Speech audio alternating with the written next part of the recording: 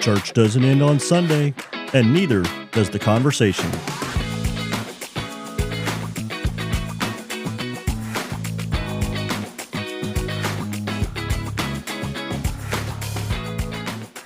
Welcome to Sundays on Monday, the podcast from First UMC Port St. John, where we take Sunday's message and carry it into your week.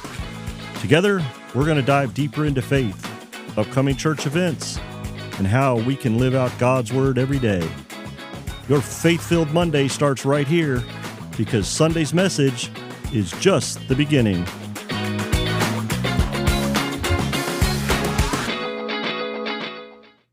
Hey, church family, welcome back to this week's podcast, where we take the message from last Sunday. We carried it into your week for all of us. Hey, I'm Mick. And I'm Jobie. Join us for our conversation about this past Sunday's sermon as we see how we can carry it out. We're really sorry that it's as late as it is. Life kind of got in the way this week. Yeah, but you know what? This episode is a special one for us. This is our 10th episode. 10 episodes of faith-filled conversations, laughter, honesty, and walking this journey together, not just as a couple, but as a community and a church. Whether you've been with us since episode 1 or you're just jumping in or catching up, we want to thank you for being with us every week as we go over last week's message. We love doing this with you, but also this last week, we celebrated your birthday, Jobie, and we celebrated the next orbit around the sun this week for you one more time. We did. And that's probably what took so long for us to get this done. 10 episodes seems an awful lot. I wasn't even sure that we'd last this long, but here we are loving this time together. And I do appreciate everybody's birthday wishes. It definitely was a fun week. And you guys heard it. She's loving it still. So let's keep these moving. Let's get to number 20. She seems to be enjoying it. You know what? What a better way to mark our 10th episode than with one of the greatest teachings that Jesus ever gave. And Pastor Emily, this was so timely in giving it the greatest commandment. Today, we're talking about love, loving God, loving people, and what it really means to build our lives on that. So grab your coffee, lean in, let's celebrate 10 episodes of doing life, faith, and weekdays together. This week, we're going to look at Mark chapter 12, verses 28 through 34. This is where the teacher of the law tries to stump Jesus by asking the following question. Of all the commandments, which is the most important? Jesus doesn't hesitate. He understands the people. He understands the laws, and he understands the commandments that were given. And he answers this by saying, love the Lord your God with all your heart, soul, mind, and strength, and love your neighbor as yourself. This is one of my favorite scriptures. I really love the reminder that this brings about loving him, but loving others and how critically important it is to love other people. Yeah, I know. Pastor Emily explained how simple this is. You know, Jesus knows what the teacher of the law is trying to do, trying to trap him. However, he keeps it simple. He boils it down. He boils down the entire law, the whole story of God's relationship and humanity into just two core things: love God and love people. And I got to be honest, when I was sitting there listening to her and thinking about that, I thought, you know, if we as a society, we as a church, we as a community, and even we as a couple got these two things right, the world would look a whole lot different. It really would. It really, really would. So let's talk about this and let's break it down just a bit. Jesus starts with, love the Lord your God with all your heart, soul, mind, and strength. That's everything. That's total love. That's not partial. That's total love in everything we do. Not just when it's convenient for us, but all the time.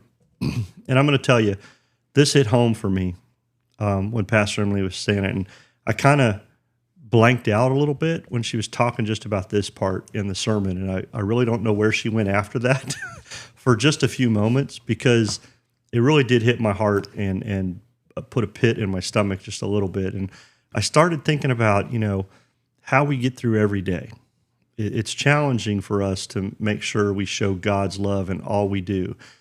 And I know that's not just me. I know that's a lot of people out there. I mean, I feel like I'm a good Christian and I'm strong in my faith, but making sure that I show God's love in everything I do, that's kind of tough. And, but it's also how we react. It's in how we make decisions. It's in everything. Like Pastor Emily said, it's in everything we do. This can be hard sometimes. However, we are commanded by God to love in everything we do. So I'm going to put you on the spot a little bit because you made the statement of this has really hit home for you. And you know me, I share anything, but I think all of us really want to know, why did this hit so hard for you this week? I told Pastor Emily this, one of my favorite songs by Alan Jackson, when he talks about the greatest of these is love, and I was thinking about that when she was talking, and, I'll just admit here to the listeners and to the community, and for those who know me know this, but sometimes I can be a little difficult. Well, that's an understatement. But as I've grown older, as I've become a little more self-aware on how I react to things and how decisions are made with things, and how I deal with people, this is why it hit home with me. I started realizing that, being kind to people, showing God's love to them, even if I don't agree with them sometimes, or as many of you know, all the time. It's my way. There's that difficult part, people. I've been known to be my way or the highway.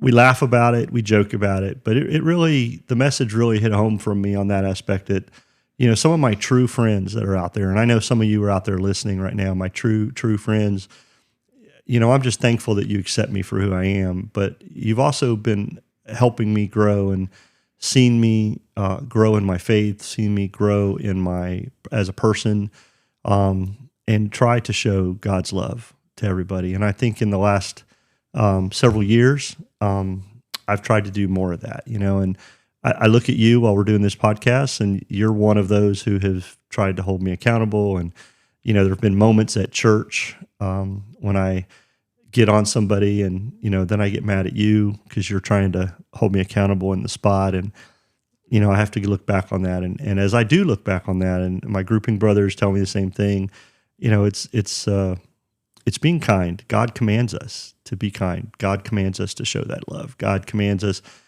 he put us here to share ourselves with other people. And I think that's why it hit home for me. And that's more personal than you ever maybe get on this podcast. But sorry, I'm holding you accountable. So I'm guessing because it's something you want to work on, that's a prayer request that you have, that people will pray for you to soften that heart and think about what God would want you to say before you say something. And grouping brothers, I love you men so very much. You already know this. Please continue holding him accountable. Well, it's not just my grouping brothers. I'll throw a shout out to my big brother, Bill. He's, we joke about it, but he's my brother from another mother. Bill is much older than I am. Okay, maybe a little bit older than I am. Sorry about that, Bill. But he holds me accountable too. He reminds me that it's okay to not agree with people. It's okay to have the feelings, but how you treat people, just like you've always told me, how you treat people, from that aspect. So it really hit home. And listening to Pastor Chris over the last 4 years, there was some message that Chris gave that helped me be more self-aware of that and all. And I really hadn't thought about the greatest commandment in a while. And it was ironic for me, or maybe, actually it wasn't ironic. It was a God thing that Pastor Emily preached on this past Sunday. And we got in the car I got in the car later that day to go to your mom's, and that Alan Jackson song came on. And, that's one of those moments where we say we have to be still and listen for God because he's talking to us at moments, and we have to do that. And that was one of those moments that made me think about, how can I show God's love to the people that I interact with every day?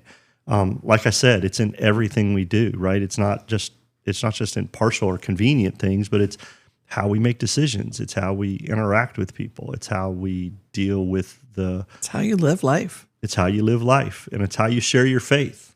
If you really, I think what it really came down to when I really started prepping for this podcast, getting ready, was it's really, like, how do you live your life? How do you, you're a Christian person, you have good faith, but how do you share that with others? How do you show them God's grace? How do you show them God's blessing? And it's not by biting their head off. It's by listening to what they have to say. You may not agree with it, but talking through it, from that aspect. So, okay, everybody heard it here. We're going to start expecting a sweeter, kinder, gentler Mick Waltman. I can't wait. Well, we'll see. But I will say, I'm joking. I would say, as you said, community out there, church family, everybody, pray. I definitely would take your prayers, but also pray for somebody else who might be in the same situation.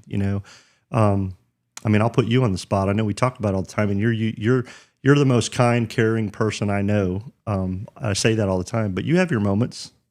I do. But other people don't see them. I think that's the difference between the two of us. So, but just like you said, it's how we live. It's how we carry out our day.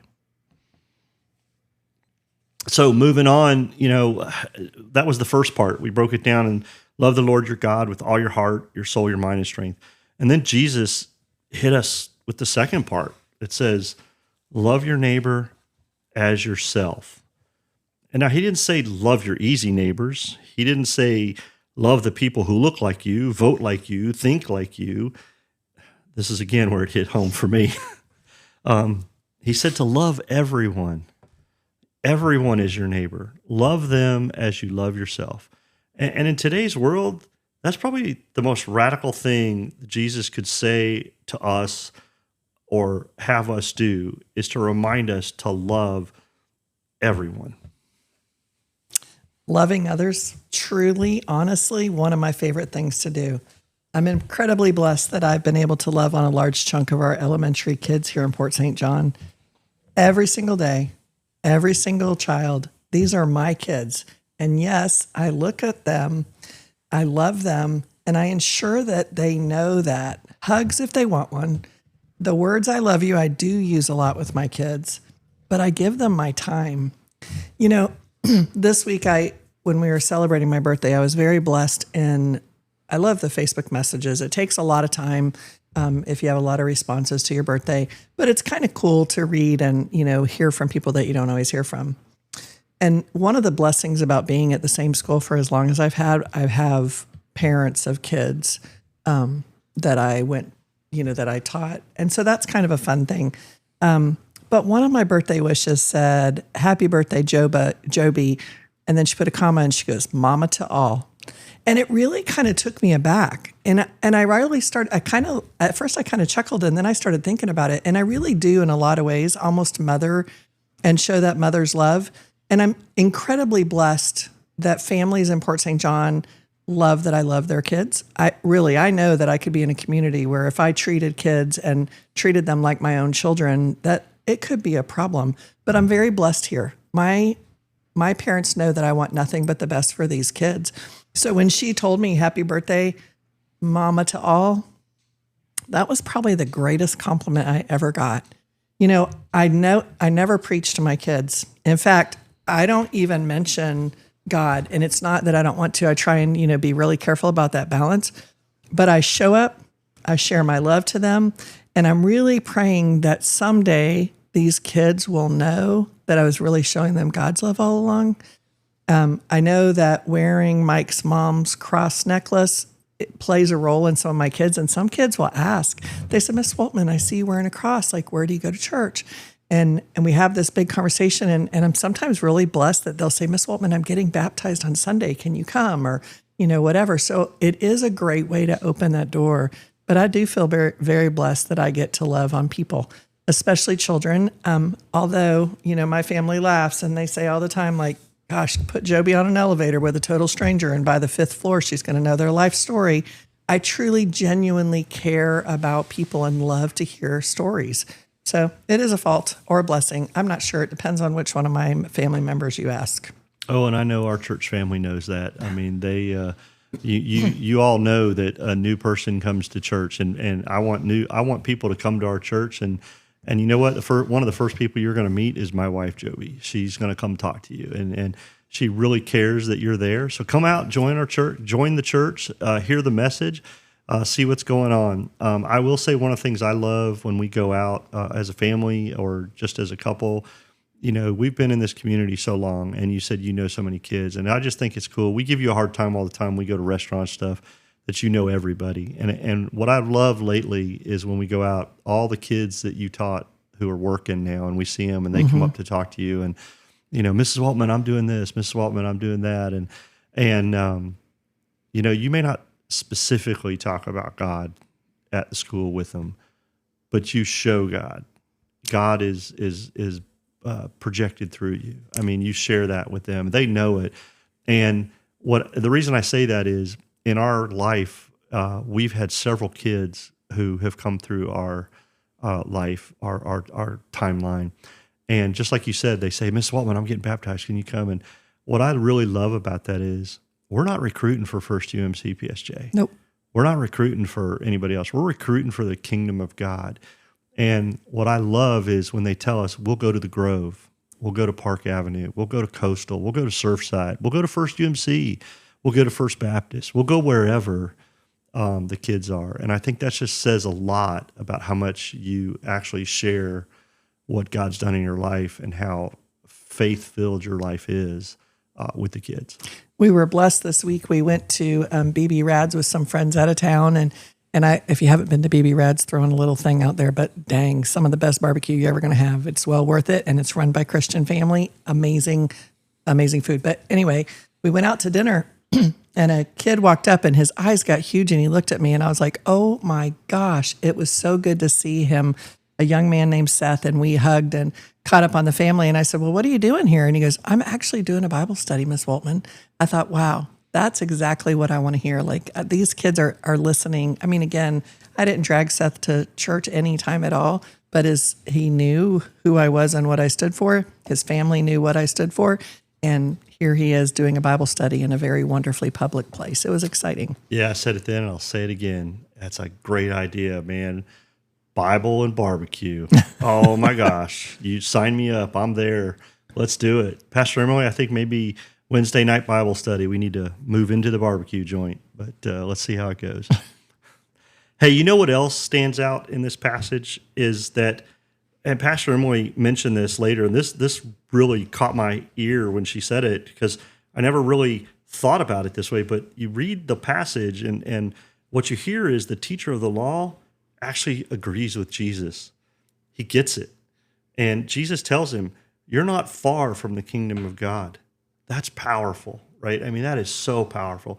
It means that understanding that love is the point. It's not all the 10 commandments. It's all this. God summarized it in love your God, love your neighbor yourself. That's a big step towards being in the kingdom. And what's really cool is the more that you share love and do it regularly and often, it just becomes who you are. God gives you these amazing opportunities, and it's whether or not you choose to accept those and just put yourself out there and share that love to other people. And honestly, it really is it gets me a high. I love it. Yeah, and like I was telling you, you asked me about my personal story and why it hit home for me. I mean, I feel like I do share God's love and do that, but there are moments I think that's why it hit home. There are moments that I still regress, and I have to remember, to share God's love and be that. But, here's the thing too, when you read this passage is love is not just an emotion. It's an action. I remember when we went to pre-marriage counseling with Pastor Phil, it has stuck with me that this isn't a 50-50 thing we're getting into. This is a 100% thing we're getting into. And it's a three-way group, right? It's me, you, and God. And all of us have to give 100%. And it's not just the emotion of getting married or being with my true friend and partner, but it's also that action and showing you and others, the love. And so that's what I keep striving for. It's how we show up for people. I mean, some of us struggle. I know I regress sometimes, but it's how we show up for people. I'll say it's choosing patience when we're tired. It's not reacting like I do sometimes to something just because you don't agree with it. It's kindness in traffic when that person cuts you off. I will tell you, Jobie is really good about people on the road. She just takes it with ease, and I get very frustrated that people don't know how to drive. You know, but it's listening without interrupting, and that is something I know I've worked on the last 10 years, and Jobie has to remind me. And for those of you who know us as a couple, if you see us out and about, you'll see her grab my leg, hit my arm, maybe even slap me in the back of the head. That means I'm to shut up and quit interrupting. That's what she does sometimes. But I've gotten better, but we need to listen and not interrupt. And you know what? It's also forgiving people when it's hard. We as humans tend to hold on to things for no particular reason, and it stretches out, and then we forget why we got mad at them. And we need to just forgive that and let go and let God. You know, love to others, love to God, it's intentional. It's showing up. It's being there for strangers, but even harder for those that you really love. Because sometimes it's easier to go off and do something that someone else needs, and the person that you love, you know, will hang on and just wait for you.